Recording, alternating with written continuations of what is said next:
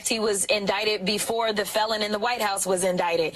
We're talking about someone who had been under federal investigation. We're talking about someone who was impeached by his own party and then was not convicted, as his wife sat in the jury on the Senate side. And now she has said, I want to divorce you. And she's stating that it's biblical reasons. And I guess it had nothing to do with that fake Uber account that he had when he was going to see his mistress. There was Hey everybody, this is Dean FM, Dean Fraser Milford here for your creature comfort, and today I wanted to do another reaction video. This one's going to be to by Representative Jasmine Crockett. We're going to hell if we do not fight back. Crockett slams GOP power grab and exposes criminals. It's quite a bit of them. It's been a minute that we all knew it. We are all going to the gutter, going into the gully, and there's a whole lot of things that are not being addressed, and we gotta keep going. I know it seems that they're trying to get back the House whenever the midterms come up. I think that one powerful message that I've heard is that keep fighting, never gonna be able to stop. Not for a while. And even if they do win back the House, which I don't really think this is gonna happen, but if they do, I think they're gonna have to continue to push, boom, boom. For any future presidents to come, make sure that there's some barriers in the way. Like, boom, no, you cannot pay for this influence. Just pardon people because you want a deal. You want them to not really expose you for the criminal that you is. It's not gonna work, and we gotta make sure that we are always fighting for our stuff and the truth. Crockett, the civil rights lawyer, went on to win a seat in Congress and has been one of the most prominent national voices against the GOP's redistricting efforts. And joining us now is the lady herself, Democratic Congresswoman Jasmine Crockett of Texas. Congresswoman, thanks so much for being with us. And so you're a veteran of this 2021 effort that definitely, it shaped a lot of headlines, but at the end of the day, the national conversation was stoked about voting rights legislation, but nothing happened nationally. What's different at this moment?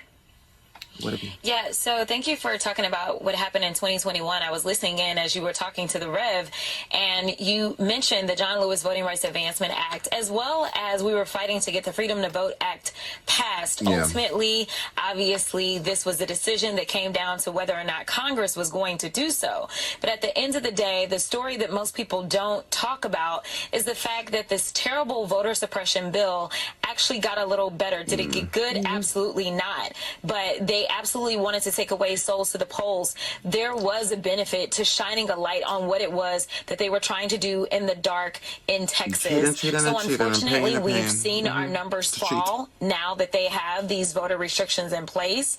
But I do think it's important for us to have the conversation around the fact that this is bigger than Texas. This isn't just about the 5 seats in Texas. This is about a power grab. It is about basically setting the tone for what Donald Trump will try to do throughout this country so that he can suppress the voices of black and brown folk just so that he can stay in power. Congresswoman Danny Savalas, you organized a walkout yourself in 2021. Are you concerned that repeated walkouts could backfire politically, painting Democrats as obstructionists rather than standing up for voting rights? Absolutely not. Unfortunately, as you also heard from the Rev, there are so many people that feel like the Democrats have not been fighting hard enough. Well, I am here to tell you, as you've already stated, I have been a loud voice of opposition to this regime thus far. It will be interesting to see some of those new young voices that will be introduced to the nation as they talk about why it was so important to do this and deny the quorum as they continue to go after our voices in a majority minority state, and they are continuing to suppress them systemically. And we know that the Supreme Court now is going to take up a Section 2 case, and we know that Section 2 is basically the only section we really have left of the Voting Rights Act. So much corruption. Hi, it's Molly John Fast. I was wondering if you could talk about what there's a lot of stuff going on in the Texas House and the State House, a lot of drama. We see there's going to be drama with this Senate race, the Cornyn Senate race. The Republicans are actually really fighting with themselves, too. I wonder if you could talk to us. Yeah, I mean, just unbelievable stuff. I wonder if you could talk to us about sort of what's happening there and a little bit about your the other people in the Texas House who are, how are they feeling heading to Chicago? Have you been talking to them? Yeah, so about my former colleagues, I am so excited. They worked really hard, and unfortunately, it is so clear, just like the Republicans on the federal level, they are not interested in doing what's right. They are interested in serving one person, and that's Donald Trump. Unfortunately, they could care less what their constituents say. We know that they had all of these town halls, and I'm calling them town halls because they didn't have The work done in the big bill was to try and focus. Well, we all are going to die. So, for heaven's sakes. For heaven's sakes. And we know that the vast majority of the people that came out said don't do this. And then we know that they only had one hearing on the bill, and the vast majority of people, over 400, registered to testify against this bill. And they only had 48 hours notice to come during a business day to get to Austin and to testify. But they showed up anyway. But when you talk about the dysfunction within the party, I'm sure you have seen the headlines from my friend from Georgia as she's now come to the realization that maybe the Republicans aren't big fans of women, and she's coming to these other realizations about the Republican Party. I think it is something to be said that there's MAGA and then there's Republicans. And I think that's what you're even seeing that's going to play out. I'll be honest with you and tell you that Senator Cornyn is a Republican. I will be honest with you also and tell you that Ken Paxton is MAGA through and through. We're talking about someone who had been under felony indictment in the state of Texas for almost a decade. In fact, he was indicted before the felon in the White House was indicted. We're talking about someone who had been under federal investigation. We're talking about someone who was impeached by his own party and then was not convicted as his wife sat in the jury on the Senate side. And now she has said, I want to divorce you. And she's stating that it's biblical reasons. And I guess it had nothing to do with that fake Uber account that he had when he was going to see his mistress. That was a part of his impeachment trial. Let me tell you, there is drama on top of drama, and there definitely are no family values whatsoever to be found.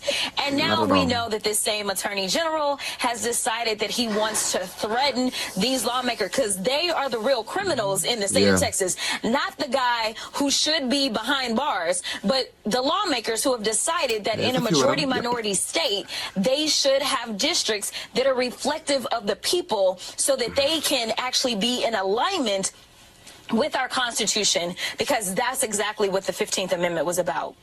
I want your take on the direction that this redistricting fight kind of tells us the country may be going. And we understand, we've had conversations with a lot of Democrats. We had Beto on last night talking about the sort of need to fight fire with fire. So if that means California needs to take certain steps, New York, whatever, then Democrats have a responsibility, he and many others feel right now, to do that. But big picture for our country, if Texas goes this way, other Republican-led states try to copy them, and then Democrats run and do their own gerrymanders, where do we land as a country, given just the cultural and political polarization that we already have?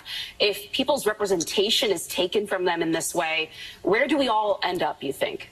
Yeah, I don't know where we're going, but right now, all I know is that we've got to do everything that we can to save this country, because right now it feels like we're going to hell, and it doesn't seem like we have a way back. You know, I actually had to leave a congressional delegation trip where we were in, I was in London at the time with the Judiciary Committee, and it is very frightening to see how far, how much influence this terrible regime is having, not just in this country, but on other countries. It is also terrible that our friends don't know if we can be good friends. We know that Canada is upset with us. We know that Mexico is upset with us. So the only thing that I know is that democracy is hanging by a thread, if that much. And so I do believe that we need to do everything that we can in this moment. And ultimately, the history books will write kindly about us, and we'll see what they write about the other side. Ultimately, where we go is a matter of Democrats at the heart of who we are.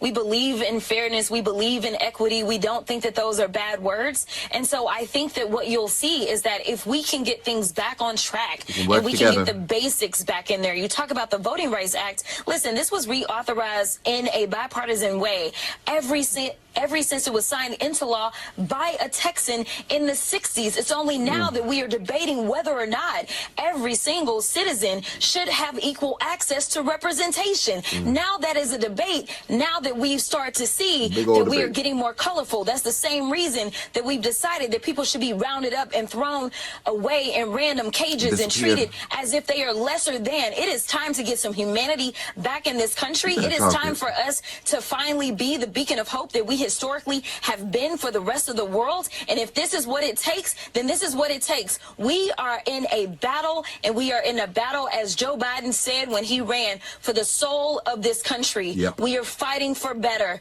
And ultimately, once we get the adults in the room to fix everything, as Democrats typically do, then that is when we will hopefully get some guardrails around our democracy and fix the system once and for all. Congresswoman Jasmine Crockett, thank you so much for joining us. Somebody commented on my video and said, oh, I don't like Jasmine Crockett. She's too wild. She's too radical. I think she's passionate appropriately for the situation, to be quite frank. Like, these are not the best of times. So a quick update to that situation in Texas. Democrats are still refusing to show up at the Capitol, so the bill can't move forward. Crockett has been rallying supporters in Dallas, while California Governor Gavin Newsom is threatening to redraw his own state's maps in response. At the same time, protests under the slogan, "Fight the Trump Takeover," are spreading across Texas, making this fight over voting maps a nationwide political battle heading into the 2026 midterm. So yeah, that's a little bit of an update. I'm going to leave the link to the Fight the Trump Takeover protest below, and yeah, their website. And that, my dear, was reacting to "We're going to hell if we don't fight back. Crockett slams GOP power grab and exposes criminals" by Representative Jasmine Crockett. Hope you have a nice day. Talk to you later. Bye-bye.